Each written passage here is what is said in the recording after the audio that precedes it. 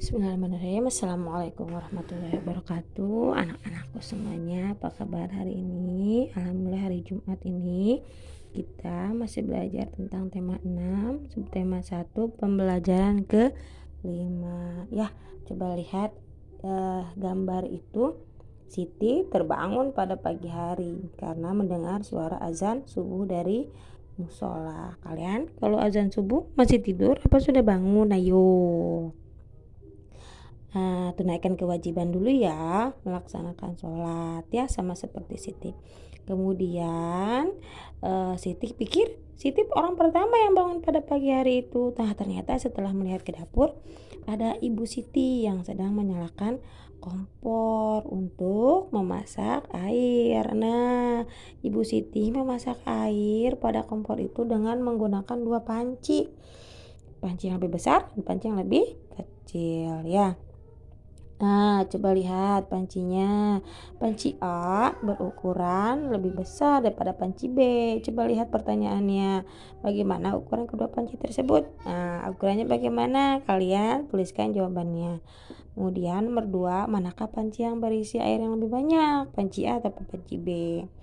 Ketiga, jika kedua panci berisi air itu dididihkan, panci mana yang memerlukan waktu lebih lama untuk mendidihkan air? Kira-kira panci yang mana? Panci A atau panci B? Kemudian tuliskan alasannya pada pertanyaan nomor 4. Tuliskan alasannya. Mengapa kamu memilih jawaban itu?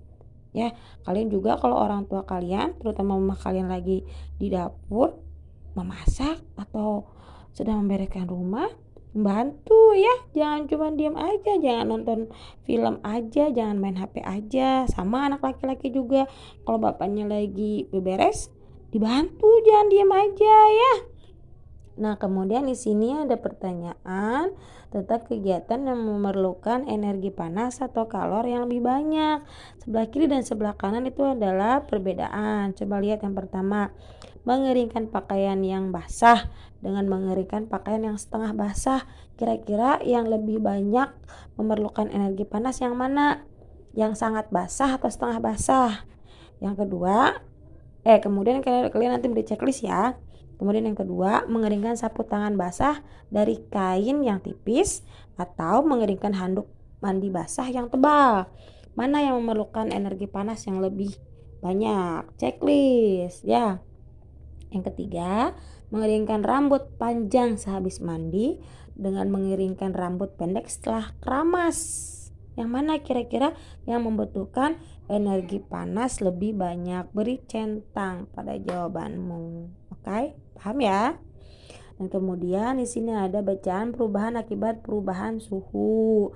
Suhu itu menunjukkan derajat panas sebuah benda. Semakin tinggi suhu sebuah benda, panasnya juga semakin tinggi. Ya, suhu itu menunjukkan energi yang dimiliki oleh sebuah benda. Ya, energi panas pada sebuah benda dapat mengubah sebuah benda. Nah, ya, beberapa benda dapat mengalami pemuaian. Pemuaian itu apa sih? Pemuaian panas itu perubahan suatu benda yang dapat menjadi bertambah panjang, bertambah lebar, bertambah luas atau volumenya berubah karena kalor atau karena panas. Panasnya itu bisa oleh panas matahari atau oleh panas api. Ya, ada pemuaian panas, ada juga penyusutan. Penyusutan itu perubahan benda karena mengalami penyusutan. Kalau pemuaian karena proses pemanasan, kalau penyusutan biasanya terjadi karena proses pendinginan. Oke, ada contohnya di sini. 1. Pemasangan kaca jendela. Kaca jendela pada sebuah jendela dibuat tidak sesuai dengan ukuran jendelanya. Ya, dalam artian ada selisih ukuran dengan jendela. Untuk apa? Untuk mengatasi pemuaian kaca pada siang hari dan penyusutan kaca pada malam hari. Begitu juga dengan ban sepeda, motor ataupun mobil. Ya, jangan mengisi gas terlalu banyak kepada ban. Karena apa? Manakala terlalu banyak, bannya tidak menampung, akan terjadi peledakan. Dia akan meledak karena terlalu penuh dan itu dapat membahayakan para pengemudinya. ya. Kemudian ada contoh yang ketiga, kawat atau kabel listrik dan telepon. Coba kalian perhatikan, pada setiap tiang listrik atau tiang telepon, kabel kawatnya dibuat kendor. Itu bukan tanpa alasan, ya. Dibuat seperti itu karena untuk mengatasi pemuaian dan penyusutan. Manakala terjadi panas karena sinar matahari, kabel itu tidak putus karena proses pemuaian, ya. Dan juga untuk mengatasi penyusutan manakala pada malam hari. Kemudian yang keempat adalah pemuaian yang terjadi pada gelas kaca. Ketika kamu memasukkan air ke dalam gelas kaca, air panas ke dalam gelas kaca, ya, itu kalau terlalu panas airnya, gelas kacanya akan pecah. Karena apa? Karena proses pemuaian yang tidak merata pada gelas tersebut. Makanya ketika sudah memanaskan air, mendidihkan air, tunggu dulu sebentar, jangan langsung dimasukkan ke gelas kaca, begitu, ya. Dan kadang-kadang kalau orang tua kita, ibu kita gitu ya, kalau beli gelas baru suka dicontohin dulu, dibersihkan, kemudian dimasukkan air dulu, katanya gitu. Supaya apa? Supaya nanti gelasnya ketika dimasukkan air panas tidak kaget, katanya gitu, ya. Dan hati-hati manakala kalian memasukkan air panas ke dalam gelas, takutnya air panas itu mengenai tangan kalian gitu. Jangan ceroboh, harus hati-hati, ya. Kemudian contoh yang kelima ada pemuaian pada sambungan rel kereta api. Rel kereta api sambungannya dibuat renggang dengan sambungan yang lain. Karena itu untuk mengantisipasi proses pemuaian sambungan rel kereta api pada siang hari oleh sinar matahari, ya. Dan untuk mengatasi penyusutan pada malam hari. Dan yang keenam ada penggunaan termometer. Termometer yang menggunakan air raksa itu mengalami proses pemuaian dan penyusutan, ya. Manakala termometer itu ditempelkan ke badan kita ketika kita panas, ya, bisa dimasukkan ke dalam mulut, ke dalam ketiak, atau di lipatan paha dengan lutut di bagian belakangnya. Itu termometer, air raksa yang ada dalam termometer itu akan mengalami proses pemuaian. Dia akan naik manakala badan kita panas, ya.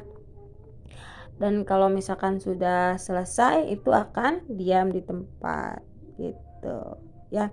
Dan untuk menggunakannya kembali, dikocok-kocok dulu biar air raksanya turun, baru nanti dipakai lagi. Itu kalau menggunakan termometer menggunakan air raksa.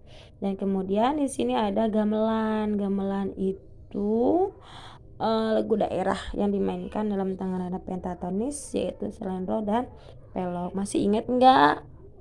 Seperti pelajaran kemarin, selendro dan pelok harus ingat kembali, ya. Dan gamelan itu adalah alat tradisional yang digunakan untuk mengiringi lagu-lagu bertangga nada pentatonis, ya. Gamelan itu terbuat dari bilah-bilah besi yang dibuat dengan campuran tembaga dan timah dengan ukuran-ukuran yang berbeda yang akan menghasilkan nada-nada yang berbeda juga, ya. Pembuatan gamelan itu juga menggunakan energi panas supaya bisa dicetak sesuai dengan ukurannya.